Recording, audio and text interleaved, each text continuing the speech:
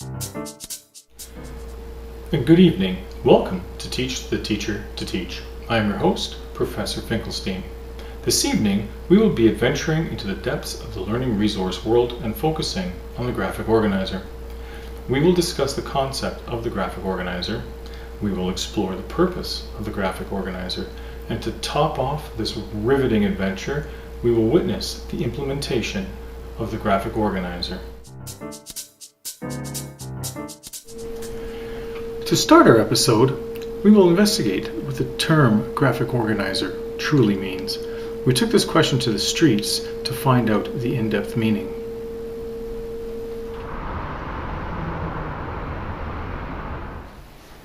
It is apparent then that the true meaning is unknown.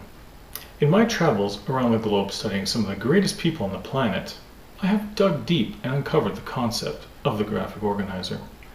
It is a learning resource used to display information in a logical, sensible method or format that is easy for people to understand and comprehend, usually sequential and organized in a methodical way.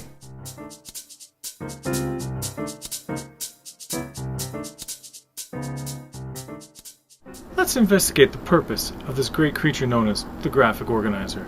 This item is very useful according to the great educator, Dr. Limpinskinnotopoulos.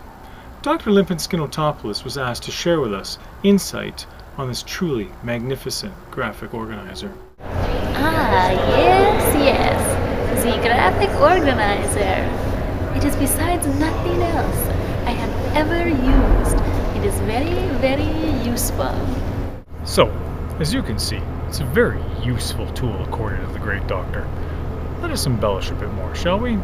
Some of the greatest writers ever, such as Charles Schulz, Berkeley Breathitt, set out their ideas using a storyboard, a form of a graphic organizer. Also, in the process of project preparation, such as Larry's Lawn Company, flowcharts in classrooms and companies, teachers can find ease in explaining something to a student through a chart that lays things out in a chronological order and linking all the information together. Organize their thought processes to a group or individually, and they may cover many variations of topics and relate them together. These can be used with ELL students to aid in language skills using brief, short sentences, visual learners that need the aid of visual organization, and students with learning disorders. They can be exposed to multiple references by using graphic organizers in various formats without losing their engagement.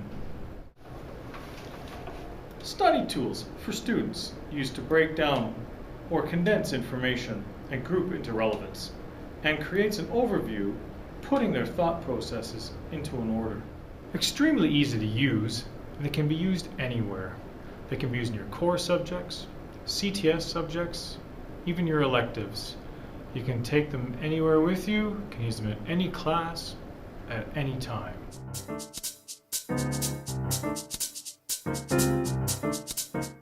As you can see, they are an amazing way of transferring information to everyday walks of life, regardless of age, race, or creed. They can be used in a way and manipulated in a way when events or things happen that change the scale. Let's see what Father Scarcione has to say.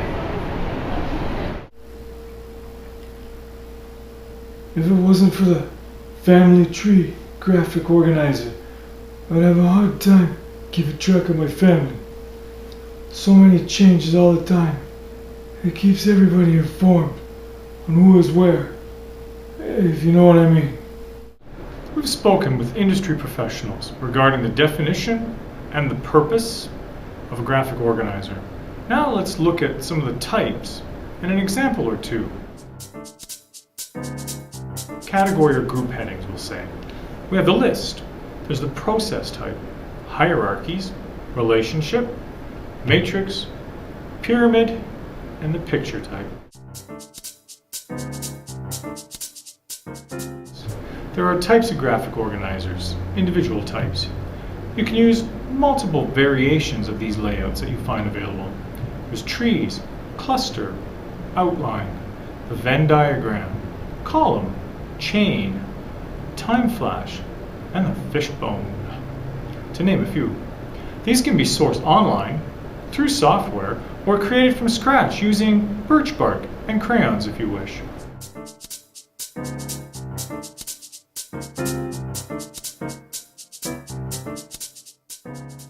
We've touched on the definition, the purpose of some of the multitudes of the graphic organizers that are out there.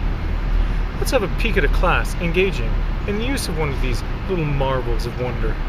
Let's look in on Professor Scheisenheim in the classroom setting. You touch the 36, right? And then you touch the 40 here. How does it feel? Yeah, can you visualize it and can you actually feel it with your hand? Well, then there's that. You now have an in-depth look at the learning resource, the graphic organizer. I hope you enjoyed this episode of Teach the Teacher to Teach. Please join us next week for the debate on the multiple choice Scantron bubbles. Square, round, or oval? From Professor Finkelstein, I bid you good night.